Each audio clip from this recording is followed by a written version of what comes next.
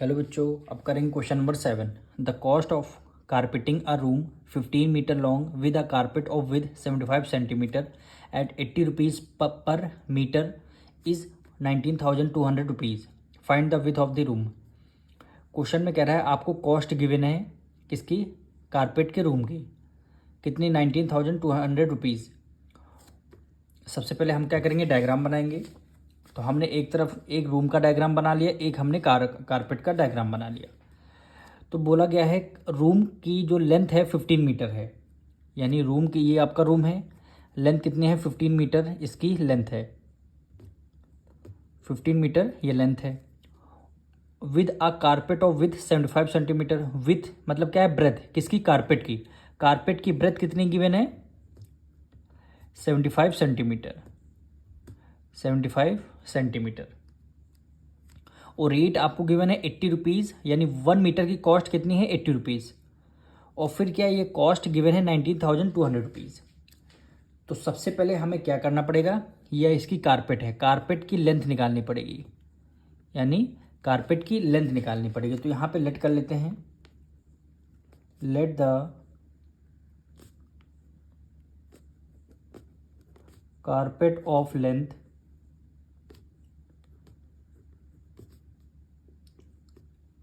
Carpet की length को हमने x से डिनोट कर लिया है। हमने क्या किया है, x हमारा l की वैल्यू x है।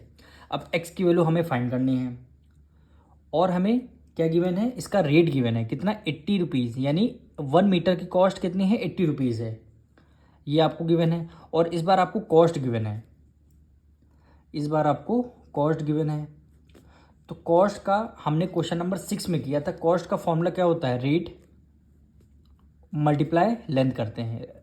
क्वेश्चन नंबर 7 में यही तो किया था, कॉस्ट कैसे निकालते हैं, इसका रेट और मल्टीप्लाई लेंथ करते हैं।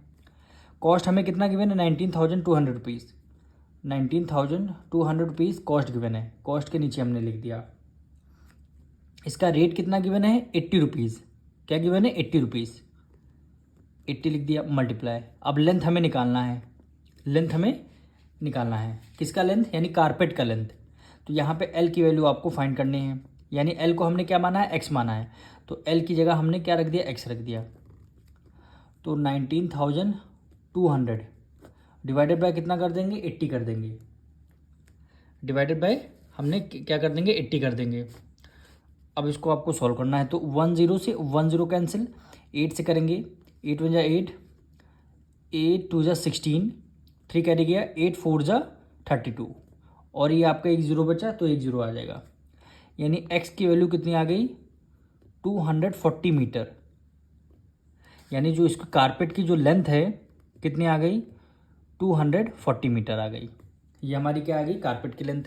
अब देखिए, जब हमने क्या, ये कारपेट को इस रूम में हमें रखना है, यानी इस रूम में लगाना है, तो जितना रूम का एरिया होगा उतना कारपेट का ही एरिया होगा, ये आपको याद रखना है, जितना रूम का एरिया होगा उतना कारपेट का एरिया होगा। तो हम दोनों के एरिया को इक्वल रखते हैं, दोनों के एरिया को रख देंगे इक्वल। तो एक तरफ लिखेंगे area of carpet is equal हो जाएगा किसका, एरिया ऑफ रूम के, एरिया ऑफ रूम। अब area of carpet length multiply breath, यानी वही रेक्टेंगल, लेंथ कितना आया है, 240 मल्टीप्लाई ब्रेथ कितना है, 75 मीटर गिवन है, ध्यान रखना। इसको हमें सेंटीमीटर गिवन है, मीटर में करना होगा। तो सेंटीमीटर से मीटर जाने के लिए क्या करेंगे, 100 से कर देंगे डिवाइड, 100 से क्या कर देंगे, डिवाइड। तो 75 को जब हमने 100 से डिवाइड करेंगे, ये किस में आ जाएगा, मीटर में आ जाएगा। तो नीचे 2 0, तो ऊपर 2 डिजिट पहले डेसिमल लग जाएगा, यानी 0.75 मीटर आ जाएगा। तो यहाँ पे लिख देंगे 0.75, दोनों यूनिट हमारी मीटर में हो गई। अब area of room, room length multiply breath, length कितना गिवन है, 15 मीटर, मल्टीप्लाई रूम का ब्रेथ, क्वेश्चन में यही फाइंड करना था। देखिए विथ मतलब क्या होता है, ब्रेथ, रूम का ब्रेथ आपको फाइंड करना है। तो रूम के ब्रेथ को हमने L लेट कर लिया है। अब यहाँ से L की वैल्यू आप निकाल सकते हैं। तो हमने क्या किया, 240 मल्टीप्लाई 0.75, 15 उधर मल्टीप्लाई में इधर आ गया, डिवाइड में, इक्वल टू L आ गया। अब 2 डिजिट पहले डेसिमल है, डेसिमल हटने के बाद कितने नीचे 2 0, यानी 100 आ जाएगा। अब दोनों को हम किस टेबल से डिविजल कर देते हैं? 25।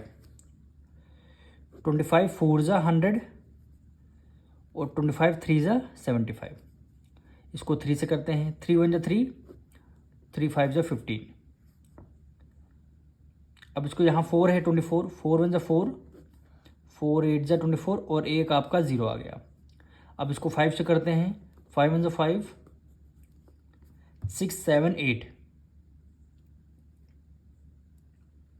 6 7 8।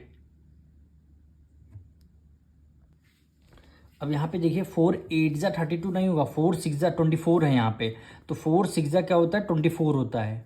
4 6 ज़ा 24, 4 6 ज़ा 24। अब इसको 5 से डिविजल करते हैं। 5 में से 5, 5 में 1 करी क्या? 5 2 ज़ा 10 आ गए। कितना लेंथ कितनी आ गई? Length equal to 12 metre. यानी लिख देंगे width of room equal to कितनी? 12 मीटर आ जाएगी। यही क्या आ जाएगा? हमारा आंसर आ जाएगा।